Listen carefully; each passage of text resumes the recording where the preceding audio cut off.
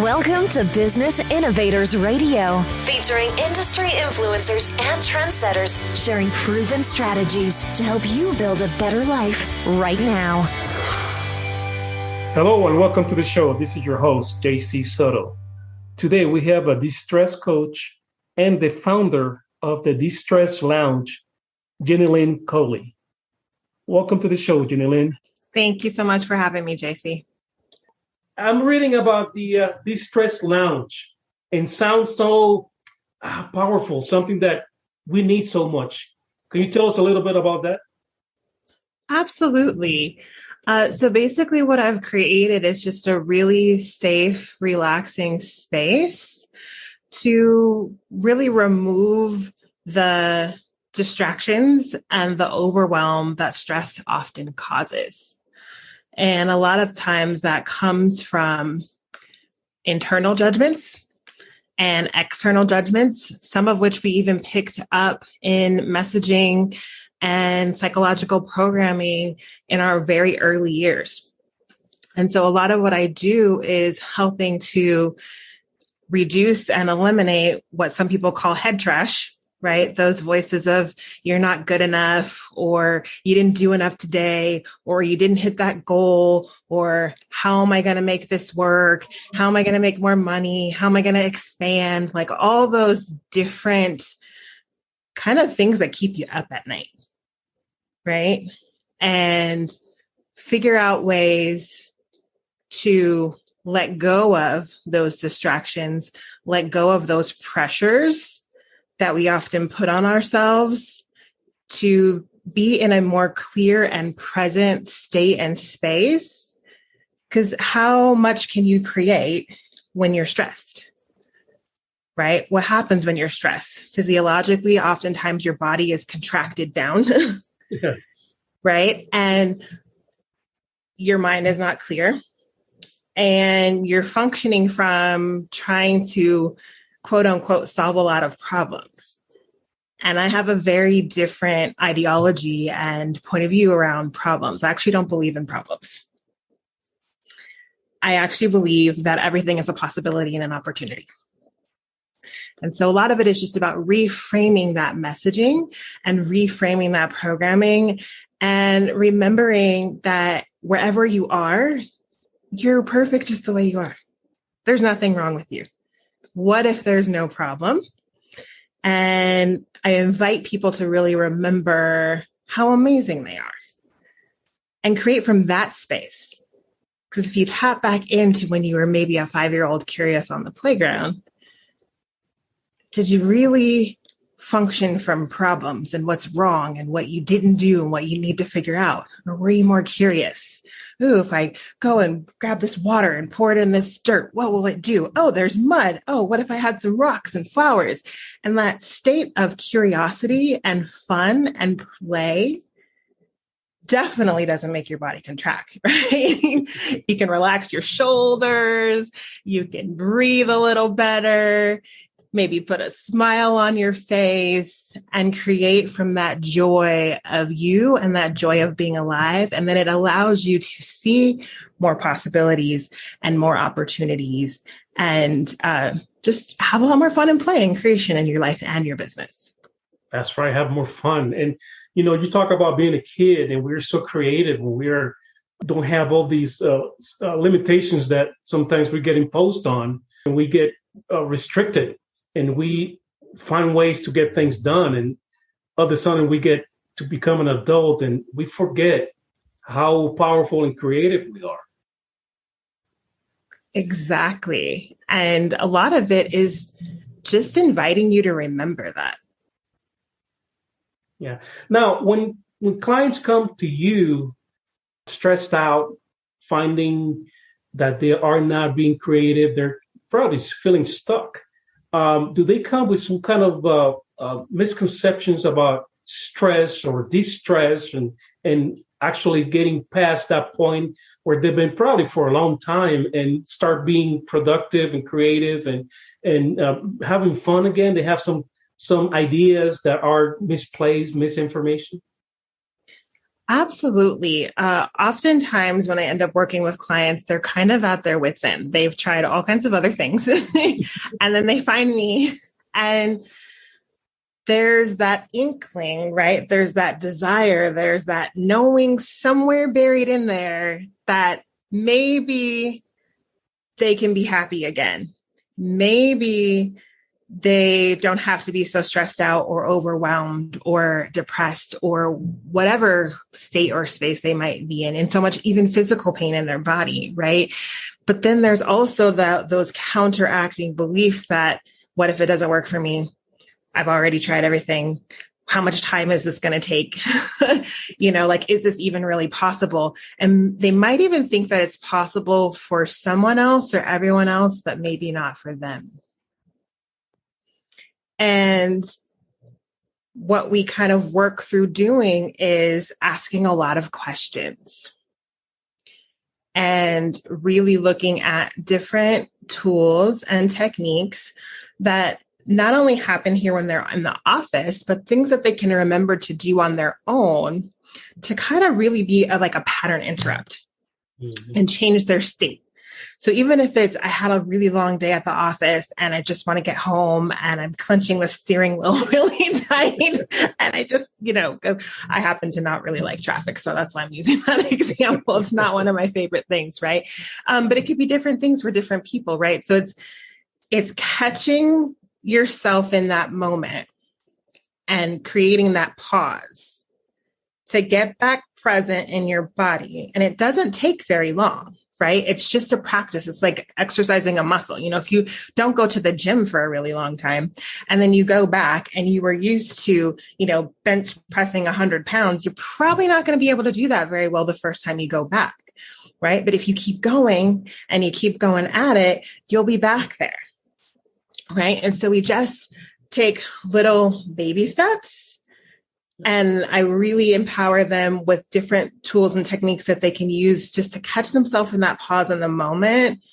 And then having those little small wins adds up and it compounds over time, right? So then often what happens when a lot of people function from problems, part of it is because they either are trying to prevent recreating something that they already created in their lives that was devastating for them or that they, just really upsetting, right?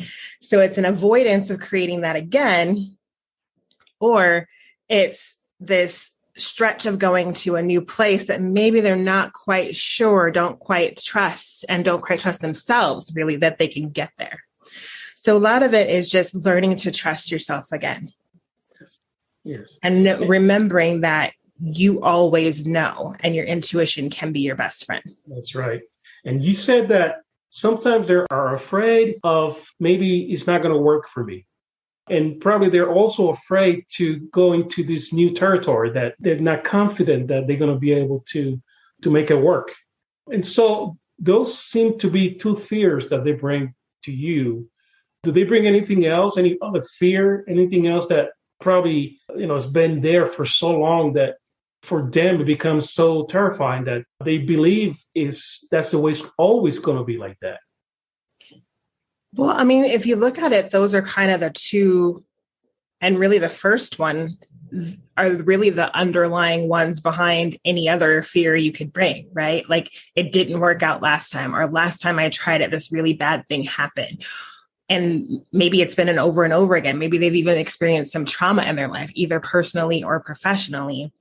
And a lot of times when that happens is our brains are really amazing and also at the same time, very, very limited, right? So our brains and our subconscious mind really can only create based off what it knows from the past.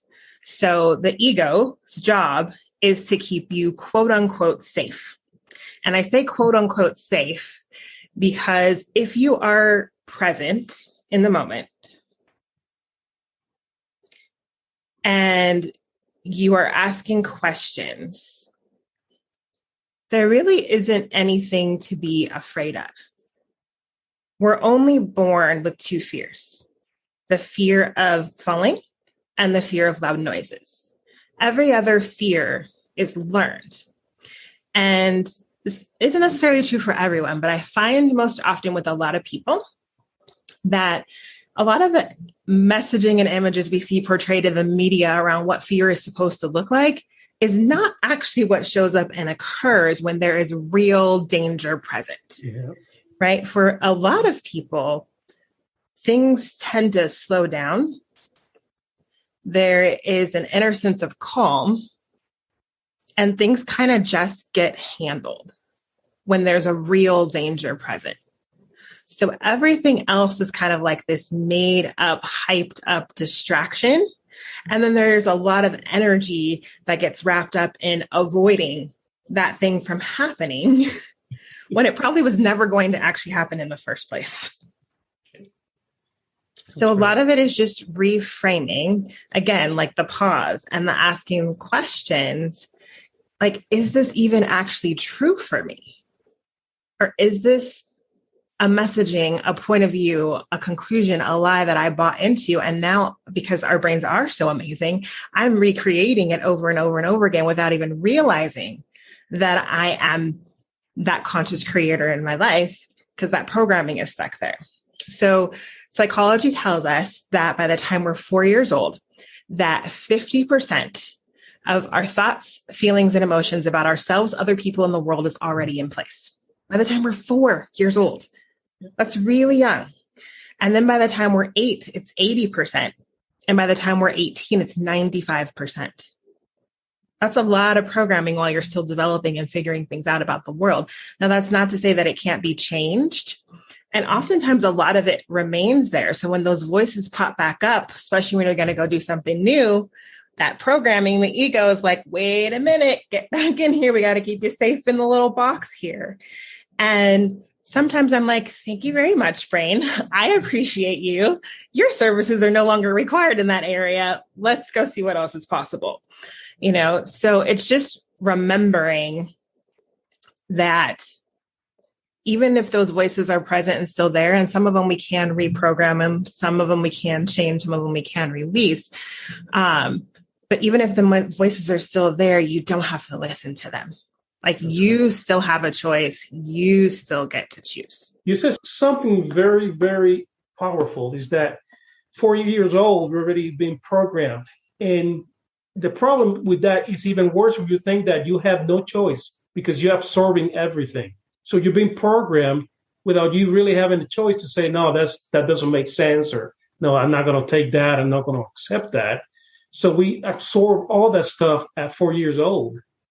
And also the fact that you said that if you're present, you ask questions and you stop those voices on his tracks at the moment, we can reprogram ourselves and start looking for other opportunities, like you said earlier, other ways to get things done and be creative and have success doing it differently than the way we've always been doing it. Absolutely. And the other like gifts and real power too in being present in the moment is like, if you stop right now and just get really present in this moment right now and not be thinking about all the things you think you need to do or solve or haven't done or will you get to do. If you're just present right now, do you actually have everything you require right now in this moment? Exactly. Yeah, we have everything. Exactly. Every moment. So if we can let go of the distraction of what we think we don't have in the moment or what we think we have to do in the moment, there's a lot more peace available. And then the stress doesn't take over and distract you. That makes sense. Now, when they come to you and they have all these misconceptions and fears and all these obstacles, how do you help them get past that? How do you help them work through all that and keep moving again? Well, it's really custom tailored. So it's going to look different for every single person. And I'm a big fan of questions, right? And not questions the way most people ask questions, because the way we're taught to ask questions in school and the corporate world, and I'm not downing the corporate world by any means. I had many good years in the corporate world. But like a lot of the systems and the constructs within the systems teach us to ask questions to look for an answer. And not that that's always bad or wrong, because sometimes that concrete information is very helpful. So use that too. And when we're looking at reprogramming and letting go of stress and creating something more or different, asking questions that are really from that childlike, curious 5-year-old on the playground, like that sense of I wonder, it has a different energy to it, and it allows a different level of creation to show up.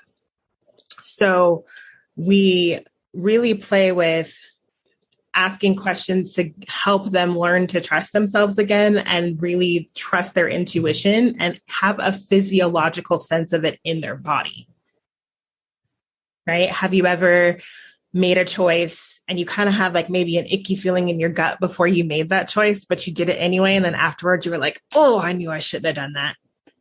Right? Like how many people have had that? And so our bodies are a part of what I help people to include back into the equation. Because oftentimes people have learned to ignore their bodies. Yes. You're tired, you push through, you work anyway.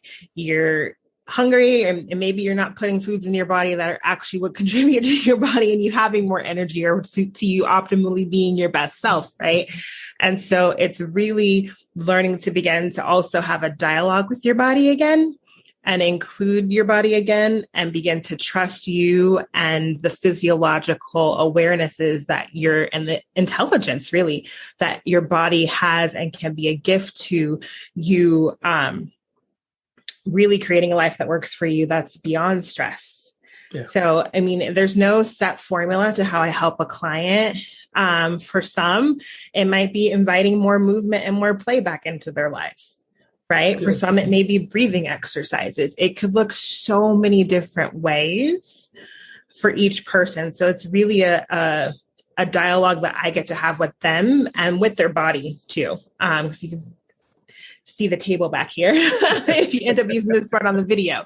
Yeah. So I do have a massage table in my office. I do hands-on energetic body work too. So that is sometimes a part of the process. Not always. It just depends. It's different for every person. But one thing that's really great about including your body in the equation is because when your cells are healthy in your body, they actually have a spherical shape. Mm. Your thoughts are very, very, very powerful. Yes. Yeah. Right. And the words that you say and the energy, like all of that is so powerful. And so when we harbor a lot of the disempowering thoughts, it actually can have physiological effects on our body and change those cells in the body from a spherical shape to an elliptical shape, which actually contributes to the body breaking down and even in some instances creating disease. Yes. Right? Our bodies are made up of over 80% water, right? And I know some people say more, some people say less. So, whatever works for you, your body's made up of a lot of water, right? And if you think back in maybe high school or junior high, whenever you took some science classes, right? And you're looking at chemistry and molecules, right? There was a Japanese man, and I can't remember his name right now, so maybe I'll look it up and you can put it in maybe the description. Yes. For the podcast. But I forgot his name. Yes. Yeah. Yes, that guy. So he actually did a study with water crystals, right? And put different words, kind words and unkind words, on the different containers. And the water molecules literally rearranged themselves to match the energy of the words that were placed on those containers. So the ones that had more hateful, unkind words, like the picture when they magnified the water crystals, they weren't very pretty. Yes. Right? And the ones that had words like love and, kind words, they were like beautiful snowflakes and these really amazing shapes. And so it's like, if you just stop and think about how many unkind things you say to yourself throughout the day as a business owner, as a parent, as a friend, as just to you. and what kind of effects those are actually having on your body physiologically. And then how does that affect your energy and your productivity and your focus and your ability to think clearly and even your ability to be present? I'm a Silva mind training instructor. And one thing that we make sure that our students realize that the more you use your intuition, you talk about trust. Well, the more you trust your intuition, the stronger it becomes. But the opposite is also true. The more you ignore it, the less you're going to get from it, the less messages, because you're depressing that messaging that is innate in all of us. That's with us. And stress really depresses our immune system. That's why people that are stressed out also have a lot of health issues, have a lot of problems, because we keep bombarding our system and depressing our system, and little by little, like you said, destroying our cells inside, changing our cells, because our thoughts, our stress, our way of thinking is affecting us all the time, even though we're not realizing it. But little by little, that stress, that adrenaline that we keep producing and all this bad thinking affects our body.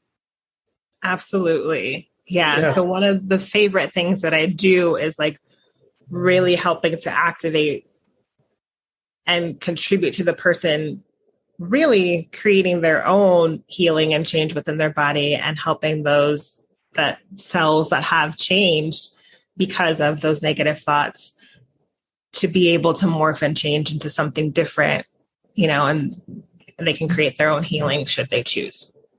So can you give me an example of someone that came to you really stressed out, pulling their hair out or doing something, there was like, I'm at the end of my rope, I need your help.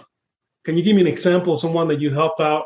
We don't need names. We just need kind of an example of what can be done for someone that is so stressed out that they can't seem to find a way out.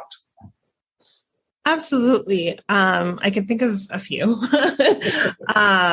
One woman had a lot of trauma. And so she had a lot of PTSD triggers. And what happens oftentimes for people when they have PTSD, which I kind of joke after this last year with all of the change in the world, I think we all have a little bit of PTSD at this point. But she had a lot of severe trauma, and she was having trouble sleeping, trouble focusing, really trouble getting out of bed. And so I gave her some verbal processes to use and did some hands-on energetic work with her as well.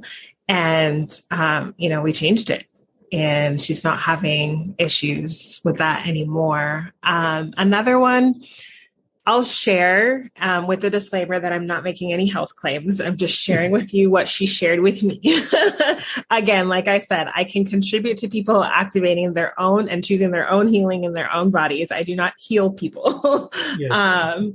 I'm a contribution is what I am. But she came to me because her mom died about a year ago. And as soon as her mom died, she started having a lot of physiological symptoms in her body and developed some conditions, very high cholesterol, diabetes, like just all these symptoms in her body that she hadn't ever had before. And so her job was really stressful. She worked in the finance industry. And so she did have a stressful job, but she was working with her doctor and couldn't figure out why she couldn't change what was going on in her body and why all of a sudden she had all these symptoms. And so again, questions, we really dove in and looked at some different things and figured out that all of this developed because she wasn't aware that it developed when her mom died. This was something we got to in asking her these questions. And through that, and then also through doing some hands-on body work, and she didn't change anything else, is what she told me. She went back to her doctor about a month later and was taken off of all of her medications except for one, and all of her levels were down. And again, not making any health claims here. This is what she reported to me. So, it's amazing when we stop equating everything that shows up to this and this and this happened, so therefore this must be why. Mm-hmm. When we stop concluding and deciding why things are what they are or how things can show up, and we're willing to get really curious and also include our bodies and our intuition and all of that natural intelligence that exists, changes can actually occur.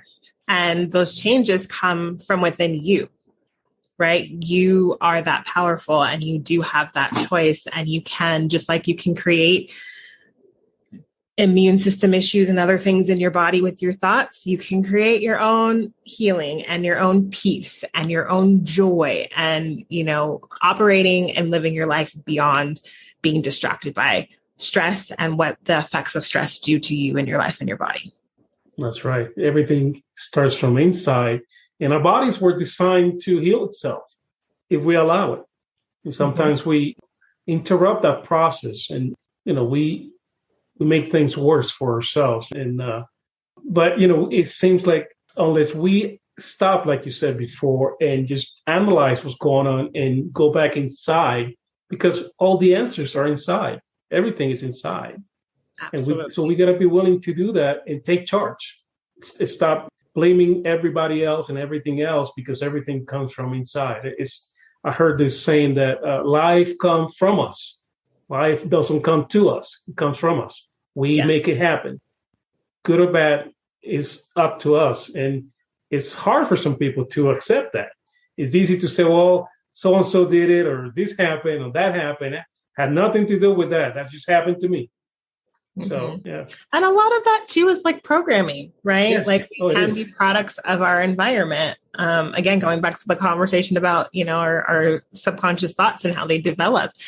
And it's like, once you do actually know, and once you do actually realize you are the conscious creator of everything in your life, even the bad, ugly stuff you don't like, right? You have some choices there, right? You could get upset about that. You could be frustrated with it. You could choose to refute it and refuse it and not believe it.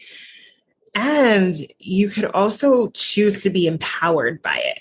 Exactly. Right? Because even if you up until now have been struggling in business and things just have not been working out, and, a lot of quote unquote bad things have happened, and I use that term loosely, in your life, if you're willing to just play with the notion that you're that powerful and you're that potent, and if you're not used to using the word potent, when I say potent, I mean you as the catalyst and your ability to change something. So potency for me is an even greater word than power, right?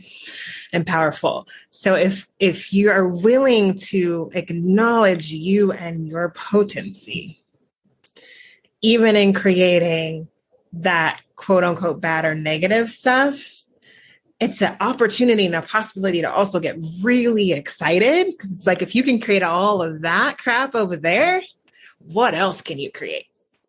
And if you just reframe and shift your focus and your energy just a little bit, right? You don't have to make giant steps, just a little bit, little pivot.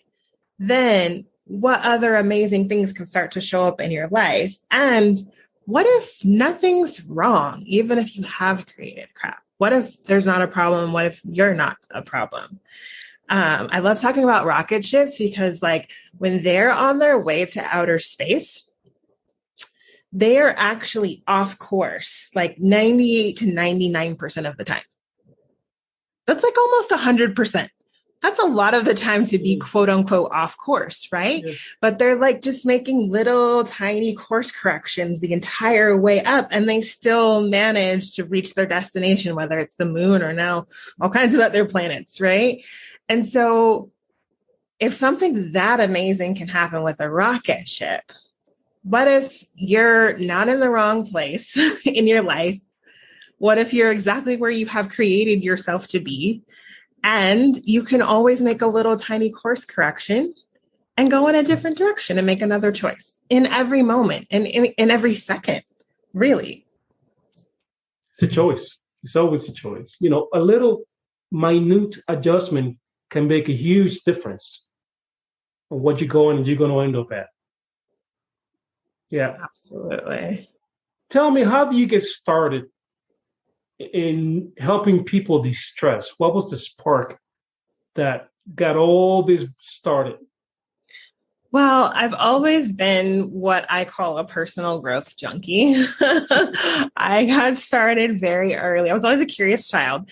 I got started very early, reading books and going to motivational seminars and listening to audios in the car. My car was my mobile classroom. So I've always been really, really curious.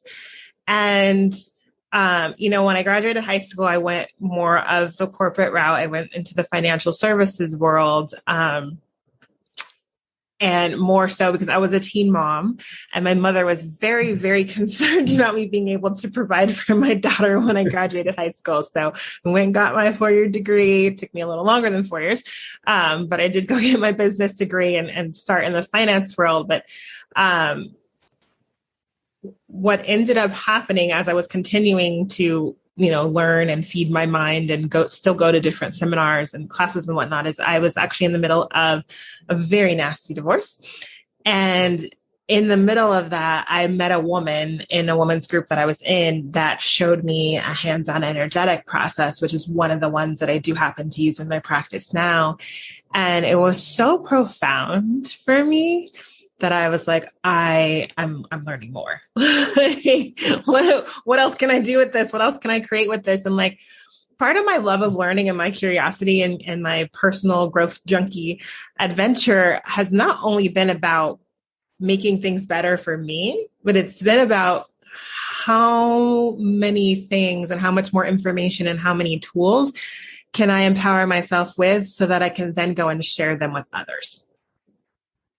So it was definitely a huge shift from financial services career to now coach and energy worker and, all those sorts of things. And at the same time, it really wasn't, right? I was on my own rocket ship of, course corrections, and here I am now. And it's funny because when I started college, I was a psychology major before I was a business major. And I am what some people call very empathic, so very attuned and very aware of other people's energies. And I thought, I better not be a psychologist. I might internalize people's problems too much. So I veered away from that. And in a way, I just circled right back around to it in a different way, right, with what I do now. Yeah. Oh, good. Interesting that you're combining both psychology, business, and then applying that to business people to deal with their stress. That's a really good combination. Can you give me 3 tips that my listeners can use when they are stressed out and they're looking for a way to deal with stress? Like I said before, stress is part of life, not just business, but life. But since we're talking about business and we're talking about paying taxes and getting website done and doing this and that and dealing with deadlines, sometimes we bring it up on ourselves, all this stress, because sometimes we are the ones are thinking sometimes our own bad habits bring that stress to us. But on the same token, we need to find a way to deal with that. How do we deal and break away from that stress or get ourselves in a better state? That's what we can call it. Absolutely. So 3 simple tips for that. 1, breathe. I know it sounds really simple. And when you're stressed, your breathing tends to become very shallow and you're not always present with how you're breathing. So stop and take a couple of deep breaths. It will relax your body, no matter where you are, right? The office, traffic, wherever. Number 2, take yourself off the hook. Like imagine a coat hanging on a hook, right, on the back of a door, and you just simply picking that jacket up ever so gently and taking it off the hook, right? Visualize taking yourself off the hook and letting go of the pressure of judgment, right? What if Nothing is wrong. What possibilities do you have available when you just take yourself off the hook and stop judging you? Okay. And the last one is move. Get moving, right? And when I say that, that can look like whatever it looks like for you, right? And it's going to look different in every moment. You're always doing your best for that moment. If you can really remember that and like give yourself that kind of grace, right? So if you're really overwhelmed because you're dealing with a heavy life situation, maybe your movement for that day is getting out of the bed and brushing your teeth and celebrating that you got out of bed and brushed your teeth that day, right? Yes. It's like that sometimes, right? And if there's a goal that you've set and, you know, you haven't taken any action on it yet, or maybe there's a next another action for you to take, whether it's sending an email or going it for a run or making that phone call. You know, sometimes the phone weighs 10,000 pounds, Yes, but the personal interactions really create so much. So just take some sort of action, big or small, and then celebrate it. Yes. Right? Yes. So number one, again. Oh, breathe, edit right? that part out. Yes. So number one, again, breathe. Number two, take yourself off the hook of judgment. Okay. Yes. And number three, move. Take some sort of action, big or small. And the bonus is just celebrate. Yes, and celebrate the action. Yes. That's good. That's good. Good tips. Well, if someone wanted to contact you and talk to you about getting distressed, how can they do that? They can very simply go to my website, which is www.destresslounge.com and schedule a consultation with me or schedule a full appointment, whichever one you would like. Sounds good. Are you available pretty much Monday to Friday, or do you have schedules set up, or how do you work? So my hours are Tuesday through Saturday, 10 a.m. to 6 p.m. And that's Mountain Standard or Mountain Daylight Time, depending on, you know, what time zone we're in during the year with daylight savings time. Yeah. But I do sometimes make appointments that are outside of those times. So, you know, I realize some people are on the other side of the world as well. Not all sessions are here in the office. Some are remote and online via Zoom. So if you would like a session that is outside the realm of my normal business hours, just send a message through the website or just email me directly at info@destreslounge.com. And what's the website again? It is www.destreslounge.com. Any last minute advice before we close here? I mean, really practice those 3 tips if you feel like they resonate with you. And please do your best to be curious about what would work for you in your life. And remember that you are amazing and you are powerful and wonderful. And that's it. Yeah, and we were born that way. It's nothing that we have to do. That's who we are. Yes. Yes. And you don't have to do anything to earn it or deserve it. Because I'm actually pretty sure you didn't get out of the bed this morning and say, I'm so bad, I'm so wrong, I should stop breathing. Exactly. You just breathe because you can, right? So what if your receiving of everything you would like to have in your life can be as easy and as effortless as breathing? Well, Jennilynne, thank you very much. I'm glad you were able to come and join us and share with us all this information. Anything else that you want to share last minute? I know I already asked you tips and everything else, but if anything else comes to mind, just let us know before we close. No, I'd just like to say thank you so much for having me, JC. It's really been a pleasure. And thank you for having me here. Thank you. Thank you. Thank you for coming. And to my listeners, her links are going to be below the recording. Until next time, this is JC with Online Media 360. Thank you for listening. Bye for now.